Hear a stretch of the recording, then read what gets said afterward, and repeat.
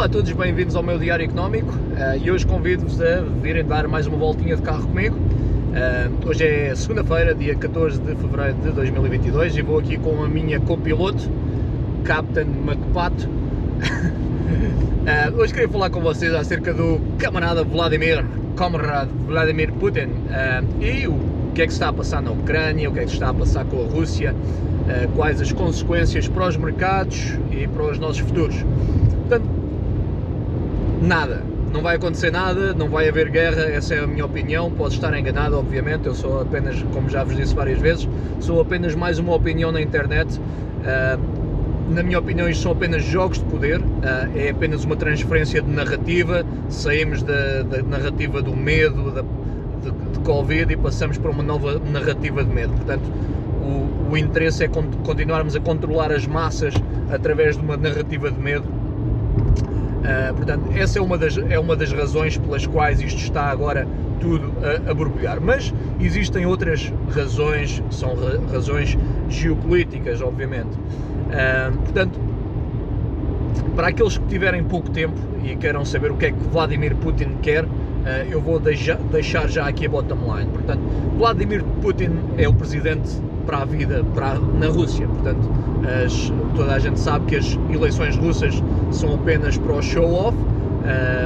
Ele é o vencedor, ele tem todo o poder sobre os mídia, sobre a economia russa, sobre tudo. Portanto, independentemente de ser bom ou ser mau para a Rússia, não é para isso que estamos aqui a falar, não é isso que estamos a tirar partidos, mas ele é presidente para a vida, portanto não tem nada a ganhar com uma guerra no que diz respeito a ganho político, a ganho capitalista, de capital também não. Ele é um dos homens mais ricos do mundo, apesar de não estar listado como tal, não é difícil de imaginar que ele seja um dos homens mais ricos do mundo. Portanto, Vladimir Putin não precisa de mulheres, não precisa de dinheiro, não precisa de poder, porque já tem o poder. Vladimir Putin precisa apenas de marcar a sua posição na história, no panteão dos deuses. É apenas por isso, é apenas essa a razão pela qual ele está a fazer isto. Ele está a tentar evitar ter as forças da NATO à sua porta. Portanto, se a Ucrânia for assimilada pela NATO, se a Ucrânia entrar na NATO, a NATO pode ter dispositivos militares junto à fronteira russa. Portanto, isso é um big no-no para Vladimir Putin. Portanto, a nível de guerra, já sabemos, ele não quer guerra, não tem interesse nenhum, os Estados Unidos não querem guerra, a Europa obviamente não quer guerra, ninguém quer guerra. É apenas um jogo político, é um jogo de poder e é um jogo de orgulho acima de tudo para Vladimir Putin, para assegurar o seu lugar na história política, na história russa. Portanto, para aqueles que não têm tempo, podem seguir. Nós agora vamos aprofundar um pouco mais esse conhecimento e vamos viajar um pouco atrás na história, no ano 1997 a 99, em que temos a dissolução da antiga URSS, em que a NATO promete à Rússia não avançar para o leste europeu, não avançar a sua esfera de dominância. Contudo, devido a sanções impostas sobre a Rússia, constantes sanções, devido a tumultos sociais e económicos na Rússia, a NATO foi expandindo a sua esfera de influência e a Rússia não teve qualquer tipo de poder para combater essa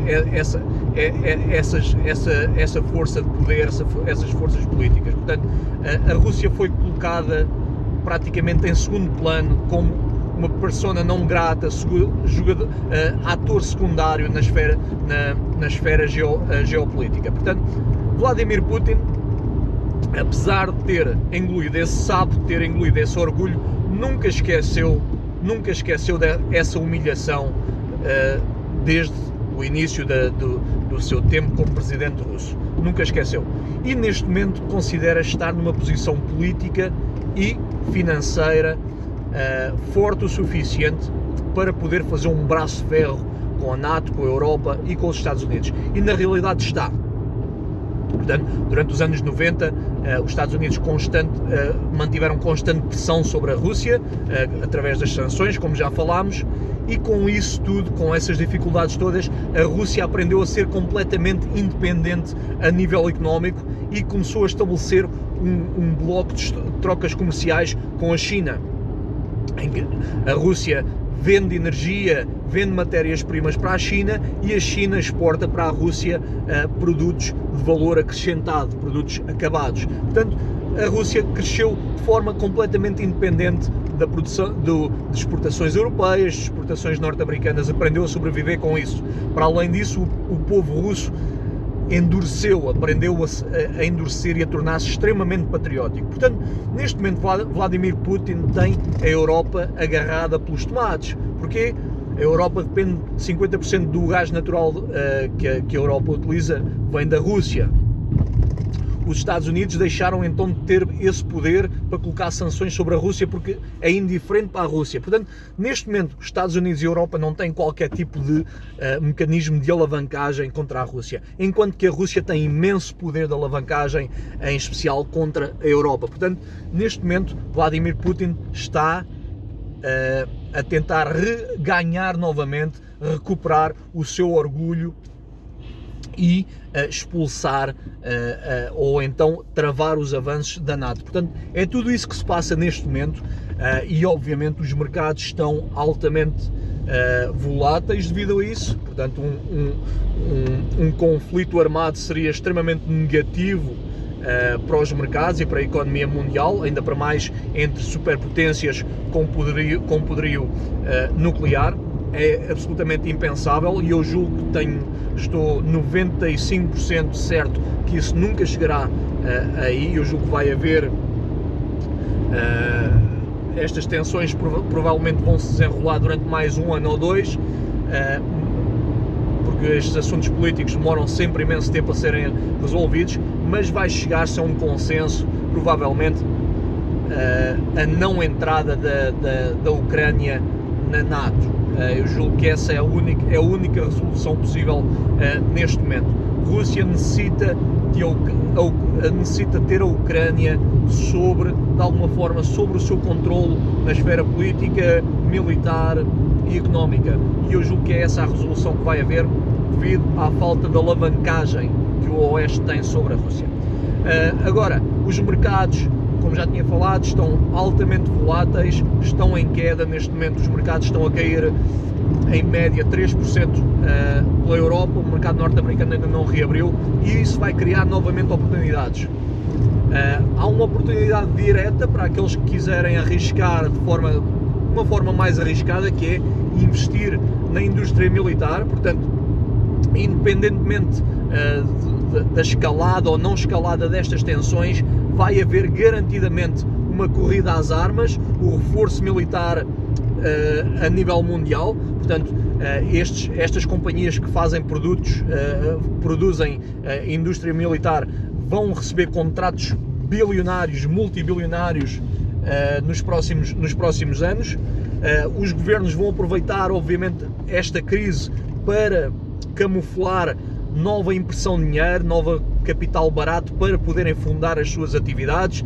Todos nós já sabemos que a dívida pública é insustentável e tem que continuar sempre a ser alimentada. A única forma de alimentar é através de produção de capital, de imprimir capital nos bancos centrais. Para se imprimir capital nos bancos centrais é necessária uma crise. Portanto, saímos de uma crise, entramos automaticamente numa nova crise para podermos continuar este movimento inflacionário sem que haja uma perca de confiança das populações no sistema monetário. Portanto, isto é tudo um jogo psicológico e o nosso objetivo aqui é olharmos por trás da cortina e tirarmos proveito de todo este jogo político e psicológico, este jogo de capital. Temos que ver onde é que o capital está a movimentar.